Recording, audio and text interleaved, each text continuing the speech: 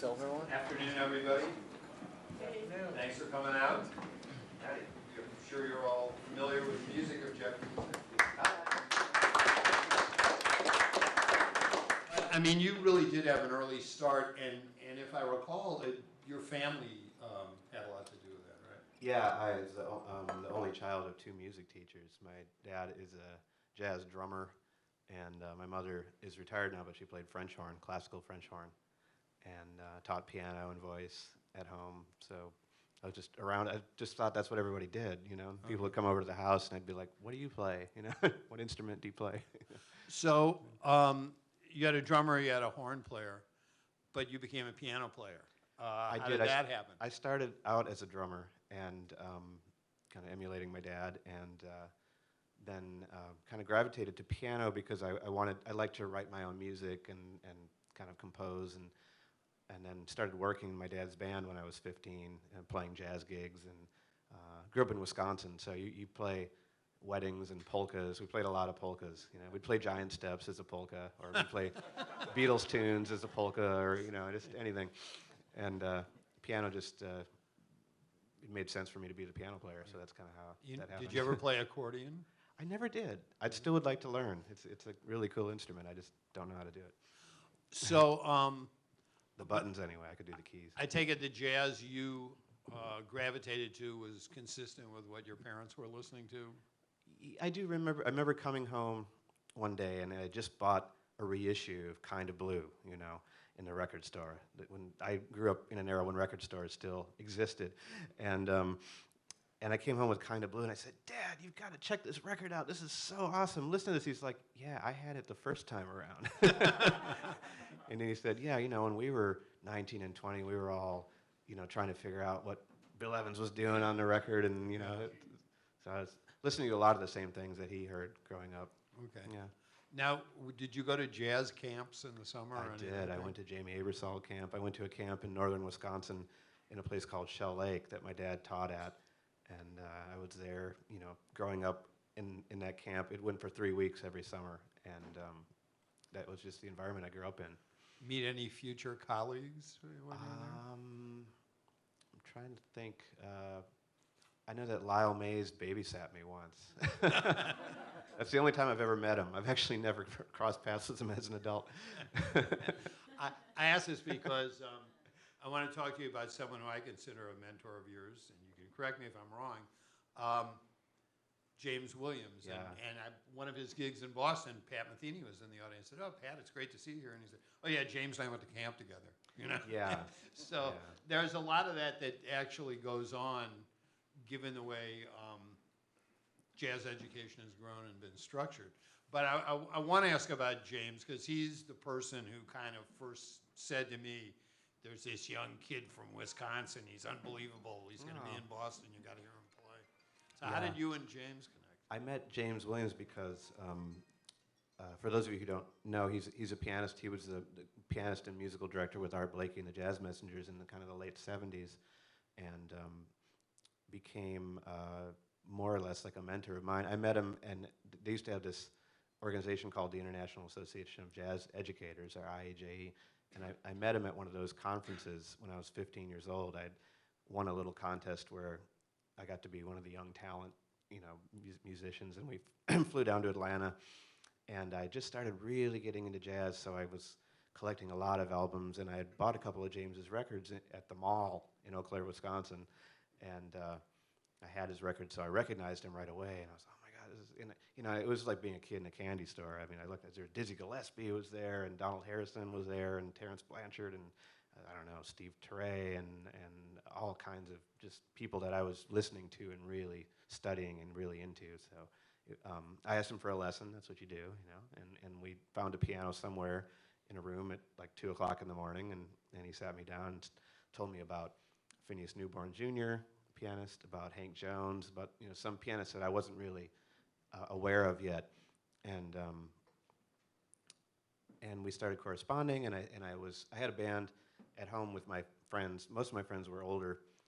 I was in high school, and most of my buddies were in college. The friends that played instruments, so we had a band, and we were trying to play all those songs by Art Blakey and the Jazz Messengers, and what, you know, like what Wynton Marsalis was doing at the time, and just those kind of the things like in the mid-'80s that were happening.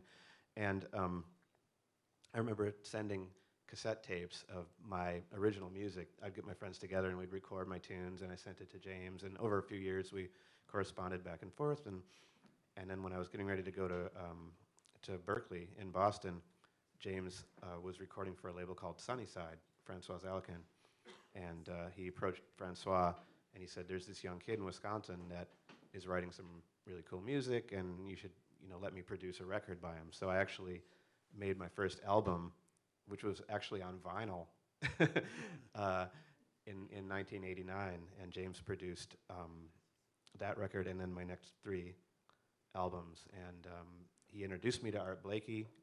He took me up to McKell's in New York, a club that used to be on, I think it was on Central Park West or somewhere. Mm-hmm. And my sort of induction into Art Blakey and the Jazz Messengers was one of those real kind of law of attraction kind of things, because I'd already been playing Art's music for 3 years with my band, so I knew Blakey's music inside and out, and that was my dream, to be in that band. And when I met James and he introduced me to Art, and then also Billy Pierce, the saxophonist that played in the same edition of the Messengers as James did, when I got to Berkeley, Billy Pierce was a faculty member at Berkeley, and he still is, yeah. And I joined Billy Pierce's Art Blakey ensemble at Berkeley, which rehearsed right next door to the Iron Maiden heavy metal ensemble. So it was a battle of volume, The walls are very thin, there. So I knew all that music, and so when I actually got introduced properly to Art Blakey, and he just invited me to sit in, he's like, "Come up and play." So we played, we played Monin and Mayray and some of those classic Blakey tunes. And then I had another opportunity to sit in. Benny Green was the pianist at the time. And I had another opportunity to sit in Boston when Art came to the Regatta Bar. And Benny was very gracious and let me play a couple tunes with the band. And this was before the era of having to worry about identity theft or any of that kind of stuff. So I remember sitting sort of along, there's some chairs like that along the side of the room, and the cheap seats, and Art Blakey walks over to me after I sat in, and he goes, "Give me your passport and social security number." Everyone that played with Art Blakey does an impersonation of his voice, a very gravelly voice, And I said, "What? Huh?" He's like, "You're going to be on Jazz Messenger soon. I need your info." I'm like, "Okay, I don't know." And then I moved to New York that fall after spending a year at Berkeley with a buddy of mine who just needed a roommate. He said, "You're coming with me to New York." So we moved to New York, and within a week of moving there, somehow Art's tour manager tracked me down and got my number and called me up and hired me for the band. So it was mind-boggling, but at the same time, it really just felt natural. It was like, well, this is what I've always wanted to do, and this is just where I should be. But, with that came a bit of, I think I was a little arrogant, too, at the time, kind of like, well, everyone should know who I am now, Please. And that was the edition with Brian Lynch and Steve Davis? Well, Frank Lacey was the trombonist, okay. and when I joined the band, and Donald Harrison was in the band for the second time. He had returned. Right. And Javon Jackson and Essiet on bass, and then we went through a couple of personnel changes, Steve Davis, and a few things. But it was the last year of the band, and I just feel so lucky that I made it in there, Yeah, I think people often talk about one of the great losses in jazz is these band leaders who would really mentor. And I think Blakey, the story always was that he'd basically bring you to a point where he'd say, "Okay, now you go out and lead your own band. You've been a sideman long enough." And he'd encourage you to write music and he did. He always wanted us to bring music in, and he would sort of ambush us. He'd said, he called me up, and I think it was like a Tuesday, and he said, "We're making a record on Thursday." I'm like, "We are?" I said, "Well, what are we going to play?" He's like, "I don't know. You got some tunes, don't you?" So everybody in the band stayed up all night writing music for this record. And of It's very course, spontaneous. He lived his life in the moment, you know. and talk about how he would learn the music because he didn't read music. He didn't read music, but he had an amazing photographic memory for music, and he would just listen to the band. We would rehearse the songs, and he would just listen to us play it once, and then he would have it. And Billy Higgins was the same way. And I remember we would usually do a trio feature somewhere in the show, and as the gig went on, and Art would take longer and longer breaks, and sometimes when we were playing Sweet Basil, and he lived in the Greenwich Village right around the corner, I swear he would just go home, you know, and come back. But so we would, you know, I would play solo tunes, and I always say that Art taught me how to play solo piano just by making me do it, just forcing me to do it. But we're talking about his memory. One time I had learned, there's a song called Our Delight by Tad Dameron that Art Blakey recorded like in the 40s with Fats Navarro, and there's a very specific arrangement to the song, and something we call a shout chorus, which is like an arranged section with, you know, not the melody of the tune, but like another variation or arranged section of the piece with all kinds of hits and complicated rhythms and things. And I just I played it one night just for fun, and he played it like he had just recorded it 5 minutes ago, you know, and it was 50 years ago or something. So. Did you find when you wrote for that band that you were writing pieces with holes for Art Blakey? Because so much of the music that came out of that band, part of the identity of the music is the drum fills and the little things that he would do. Yeah, well, you would write to the style of the band. You know, you try to write something that would be not too complicated. You know, something he could pick up fairly quickly and would sound good with his style of drumming, which was very, very forceful, and very, very loud, but it never got in the way, you know? It was just really, really strong. He had such a strong beat, and I can still, like when I play swing, like when you hear my trio play tonight and we play a straight ahead swing tune, I still feel Art Blakey, you know? I still feel that beat. It's like permanently stitched into my DNA somehow. Well, you know, another master who you got to play with under to sort of complete the rhythm section was Ray Brown. Ray Brown, yeah. And maybe that was later in your career, but compare and contrast, if you will. Yeah, Ray Brown, he was a little bit easier to communicate with just as a person, you know, and he very much treated the guys in his band like peers, you know. He was really, really nice guy, and I felt like he really took good care of us and really looked out for us. I played in his band for 3 years, and you know, Ray also had a very kind of conservative, traditional sort of view of playing trio, you know, contrasting with, like, I don't know, the way Keith Jarrett's trio plays, or Brad Meldon, well, or it was something very like that. arranged. Yeah, very. It's kind of, Ray really liked that big band sound, so he wanted things to sound kind of like a big band, and you know, I was sort of rebelling, you know, and wanting to stretch the boundaries as far as I could, you know, harmonically, or just playing as weird as I could, and he just went right along with it. Like, you couldn't stump him, you know. If I started playing really outside of the chords or whatever, he would just go right along with me, because I knew that I gave him enough of what he wanted, and that he would be happy, and it was fantastic. I still think it's the best thing that ever happened to my piano playing, because we were playing every night. I mean, we would play 300 nights a year, you know, continually. It was great. There's always a question in my mind.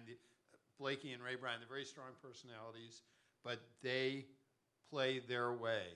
Mm-hmm. And, you know, talking about wanting to stretch and go out as a young musician, you must come up against a wall at certain times. Well, the only time he ever really said anything, we were playing the song Tin Tin Deo by Dizzy Gillespie, and immediately at the beginning of my solo, I launched into the Imperial March, you know, dun dun dun dun dun dun dun dun, and he just leaned over and he said, "Jazz, please." You know?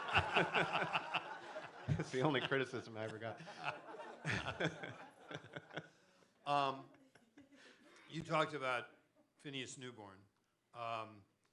You were like the honorary Memphian in the contemporary piano ensemble, and that was an incredible collection of musicians. I have to say, I was at a jazz festival once in Perugia Oh yeah. at the Umbria Jazz Fest, and I walked into the area where people ate dinner one night. There's the contemporary piano ensemble, which is Jeff, James Williams, Mulgrew Miller, Donald Brown, and Harold Mayburn. And then at another table was Keith Jarrett, and at another table was Herbie Hancock. And Yeah. I said, is this piano heaven I've wandered into? but that was an incredible group, and you were sort of the honorary non-Tennessean in there, weren't you? Yeah, all those guys were all from Memphis or nearby, and all came up in that scene. And because of becoming friends with James Williams, I met Mulgrew and Harold Mayburn and Donald Brown, and they kind of adopted me into their little circle. And then I read for years, in reviews or in articles that I was from Memphis, by association. Did you ever meet Newborn, or was he? I never did. No, Okay. he passed away before I really had a chance. Talk about the challenges of playing with other piano players, because that's a very unusual situation, and two piano is challenging enough, I would think, but sometimes it really swelled, didn't it? Yeah, we had 4, so that's a whole lot of keys. You just have to kind of, it's like having a conversation with, sitting at a table with 4 or 5 people. I mean, you just try to leave space for people to play. And there were sections that were orchestrated where we'd all be playing together, but if we were, we'd try to play in different registers of the piano, so it wasn't all just a big mess all the time. But sometimes it was a big mess. Can't win them all, But it was a cool idea. That was James Williams's idea, And we actually did a tour in the early 90s where we put 4 pianos, 4 Yamaha pianos on a truck every night and drove around with them. We did 20 dates like that. Can you imagine doing that now? I mean, we were like the Dave Matthews Band. I mean, it was amazing. Gear, In the midst of all these, call them prestige gigs, playing with Blakey and Ray Brown and these other great piano players, how does a young musician carve out their own thing amidst all that? Yeah, well, that's one of the things that's been kind of challenging for me, I think, career-wise, and it's why I've been focusing mainly on playing solo piano lately. My new record is called Heart of the Piano, and it's a solo record. And I feel like that's one area where I can do something really unique and really my own voice. I've always loved to play bass lines with my left hand, and I kind of like to play everything all at once. So that's a lot of fun for me. So tonight at the concert, I'm going to start with a few solo tunes from the new record, and then I'll bring the guys up.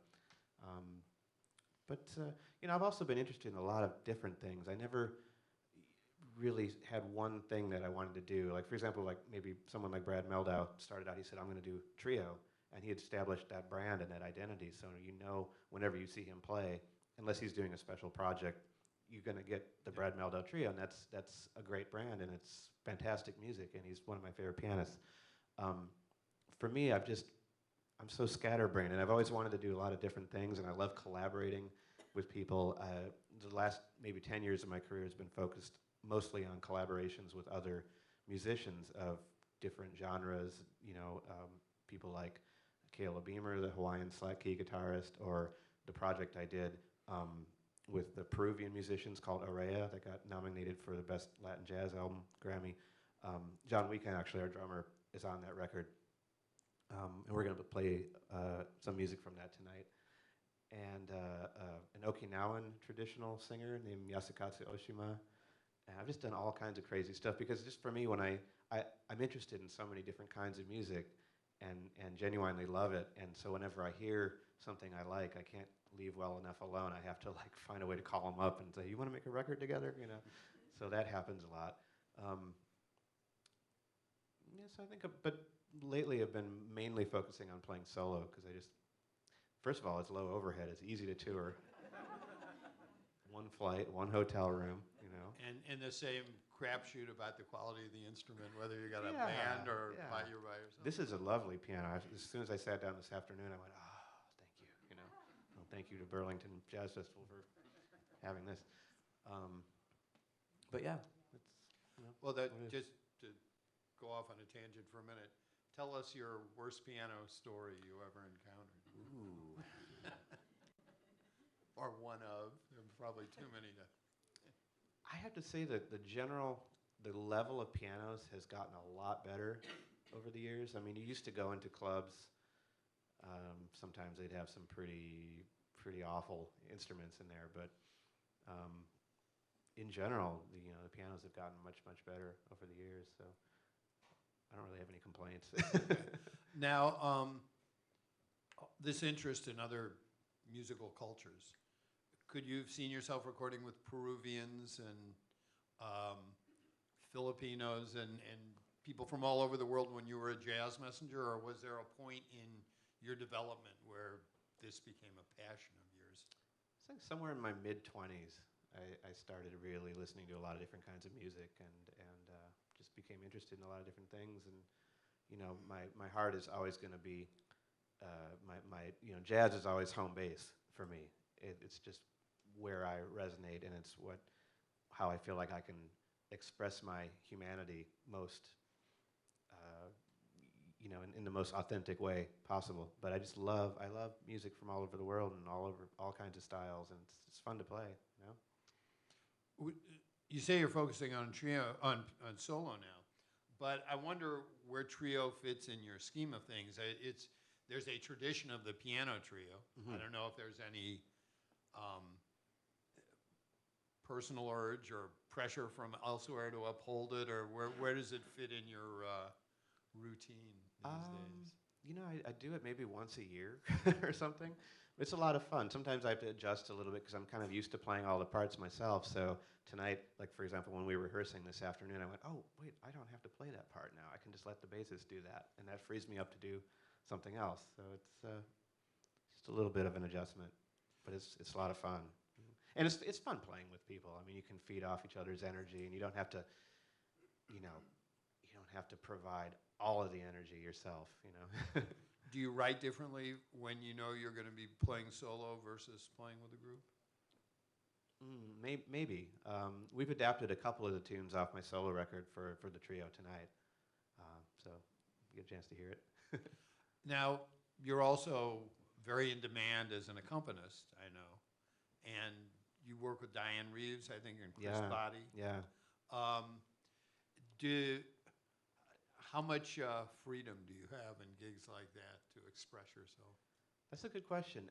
It varies. I mean, for example, Chris Bode's gig, that's probably my main job at the moment, and his show is, if you've ever seen him, it's a really fun show, and it's a really wide variety. It's almost like a variety show. I mean, he's got some straight ahead jazz. He plays pop or classical pops. He's got an opera singer in the band. He's got a classical violinist, but he also has like heavy duty jazz musicians like Billy Kilson and Richie Goods on bass, and it's a fun show to do.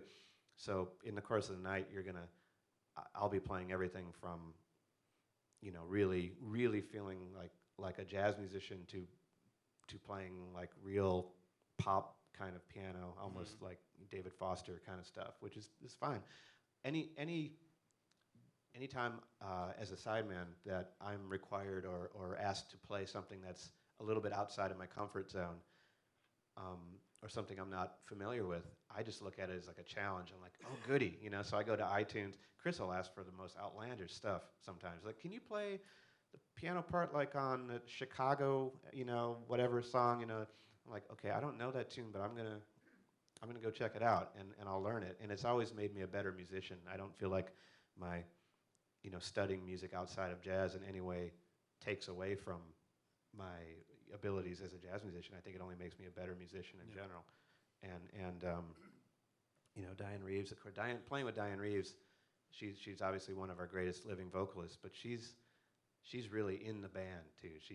You feel like she's a horn player, like it's like playing with Coltrane or something. She's that strong, and it's super fun. So I want to ask you something about, is it Bodie, Chris Bodie? Bodie, yeah. As I've never seen him perform, but he took a blindfold test in Downbeat a few years ago. Oh, yeah? And he's nailing Booker Little. Oh, and, yeah. You know, and I say, did this guy stay up for 2 weeks to study this stuff, or does he really know all these trumpet He players? knows that stuff. I mean, if you hear him warming up backstage, he's shedding Clifford Brown solos and all that stuff. So he knows his vocabulary. Yeah.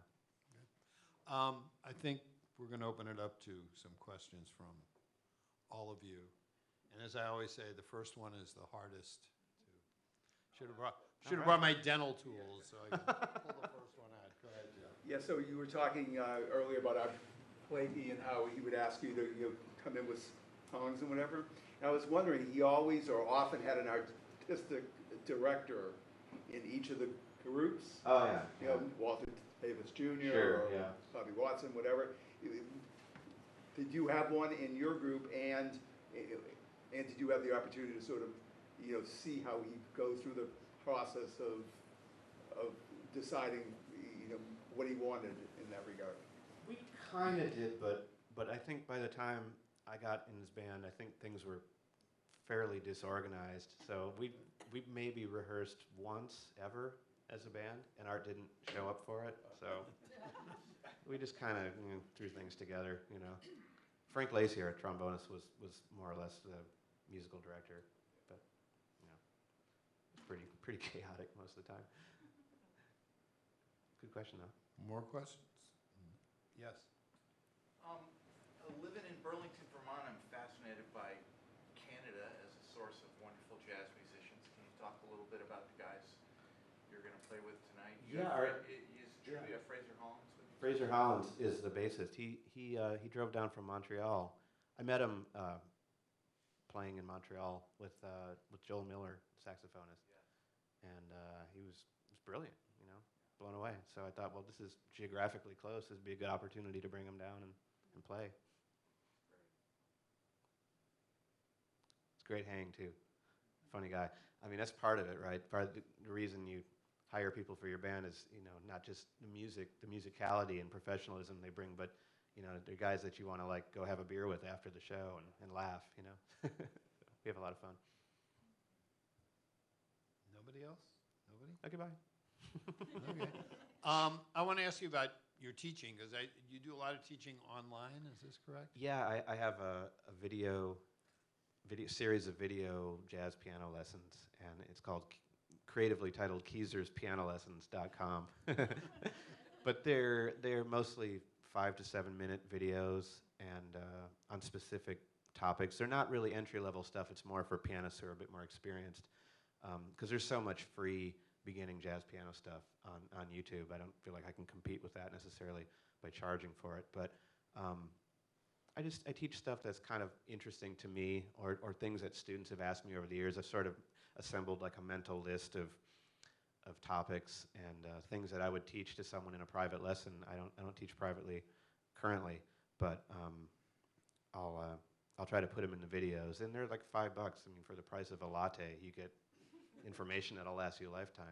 And I also try with my lessons. They're not specific exercises. I mean, I try to teach things as guidelines, or try this, but try 20 other ways. So I try to empower students to kind of learn how to practice with the videos. So it's a little bit different approach. I would think one challenge for a teacher is students coming and say, well, show me how to play like, Bill Evans, show me how to play like Brad Meldau, Sure. or Mulgrew Miller, or whoever. Yeah. Well, there are specific things you can isolate, like say about Bill Evans. You could say he does these kind of,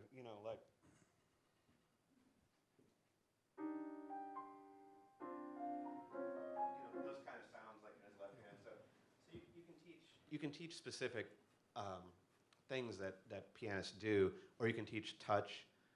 Like McCoy Tyner's touch is different from Keith Jarrett's touch, or Bill Evans's touch, or Herbie's, or everyone has a different kind of sound and a different way that they actually touch. You could take this piano and put 4 different this is what we used to do with the piano ensemble. 4 of us would sit down at the same piano and play, and it would sound like 4 completely different instruments, And it has a lot to do with just the way you touch the instrument, and also the way that you just conceptualize a sound on the instrument, in your mind. Which is very consistent. If anyone was here for the Benny Golson session, someone asked a question basically about what reed and mouthpiece, and Right. and he told a very interesting story about when he and Coltrane met Charlie Parker and pumped him for all that information. Ultimately, it didn't work for them when they went out and bought all these things. Yeah. But he said that your sound is in your head, basically. Yeah. And it's interesting. not about the mechanical things that you bring along with it. It helps to have good gear, though. I think it really does. They're like power tools. If you're trying to build a house and you've got like crappy tools, it's just not going to work. So I think it's both. Having a really clear concept of how you want your instrument to sound, and then having a nice instrument to support you and back you up. When you were starting, did you have models that you wanted to sound like? When I was really first starting out, I think Chick Corea is a big hero of mine and a big influence, and thankfully he's become a friend over the years. And one thing about Chick, I always loved his touch on the piano, and I loved the way he as a composer, and his concept of music, is just so interesting and cool. And also career-wise, how he's done practically every year he has a different project, and he's just done a different thing. He's got so many records, and they're all different, and they're all fantastic, but they all have this thread. They all sound like Chick, even if he's doing complete, he's playing with Bela Fleck, or he's playing with Return to Forever, electric music, acoustic music, Gary Burton, whatever it is, it always sounds like him, but every project is different. And that's kind of something I'd like to be able to do, Yep. I was wondering, did you go to Berkeley straight out of high school, or did you have... Yeah. So was your training classical, or were you already into jazz at the age of 9, or whatever? I was playing piano as a young child, but I didn't know what style it was. It was probably a mixture of things, just improvising and writing my own songs. Maybe they were sort of pop songs, and I was writing some classical stuff, trying to emulate Chopin or whatever I was hearing, or Bach, and then I started studying classically with a teacher when I was 15, and then during my year at Berkeley, I had a classical teacher there as well named Ed Bednar, and so but I was a terrible classical pianist. I appreciate the music, and I love it. I love listening to it played well, Martha Argerich or Sokolov, these guys like that. Or Yefim Bronfman or whoever. I love hearing it played well. I just don't think I could ever do it. I got a chance to meet Martha Argerich one time in Verbier Festival in Switzerland. I went to see her play, and I did a solo piano record about 12 years ago called 01, and I improvised a song on there called Wild Card and dedicated it to her, because it was like a improvisation of her, the feeling I get listening to her play. The way Martha plays is like she'll play Chopin, but it doesn't sound, it gets completely off the page. You don't hear the notes, you just hear like emotions and weather, and it's just amazing, right? So I improvised something with that kind of feeling, and I went backstage to meet her. This is like one of the world's greatest classical pianists to ever walk the earth. And I went to meet her, and I handed her my CD. I said, "Miss Argerich, I'm a big fan of yours, and I dedicated this song to you on my record." And she goes, "Oh, jazz. I wish I could improvise." I'm like, "You better not. Because if you do, we're all out of a job." Yeah. There's another question. Speaking of women pianists, I've heard all men, you talk about all men, male jazz pianists. Who do you listen to, who you like, who's up and coming? First of all, I don't distinguish between male and female musicians. They're just musicians. But if I had to... I just happen to hear a lack of women names. Yeah. I don't know. I've never been asked that before. I like Helen Sung a lot, Jerry Allen. Historically, I had to do I was hired to do to play Mary Lou Williams in a concert with Lincoln Center with Wynton Marsalis. And for whatever reason, Wynton Marsalis thinks that I'm good at playing stride piano. So he assigned me like the early Mary Lou Williams stuff, and it was blazing. I mean, it was just like really, really hard. And I did my best to learn her, her parts. There's this tune called Nightlife, blazing stride piano piece. Yeah, I don't know. I don't look at it as male or female musicians really though. There've been some good Composers, Maria Schneider is one of my favorite composers of all. I mean, her music just, when I get to, she's one of the few people. It's almost like I got to play in her band in Peru when I met in 2004 when I met the Peruvian musicians that became part of my Afro-Peruvian project. But we were playing with a big band of half Peruvian musicians and half North American musicians, and she was conducting. We did a bunch of her music, and I felt, and then I've subbed in her band a couple of times, over the years, and I just felt this is one person who I could completely lose myself in this music and I could just play her music for the rest of my life. I don't even have to do my own thing. This music is so good. You know what I mean? That's how I feel. But she has very loyal side Oh yeah, people. yeah. I think Frank Kimbrough's been there No, forever. Frank, I'd have to have him assassinated or something. Sorry, I would never do that. I'm sorry. I was going to say there've been some very Been watching Breaking Bad too much. I'm sorry. There've been some very good female pianists in previous festivals. I think Helen Sung was here last year, and was it the year before? Myra Melford was here. But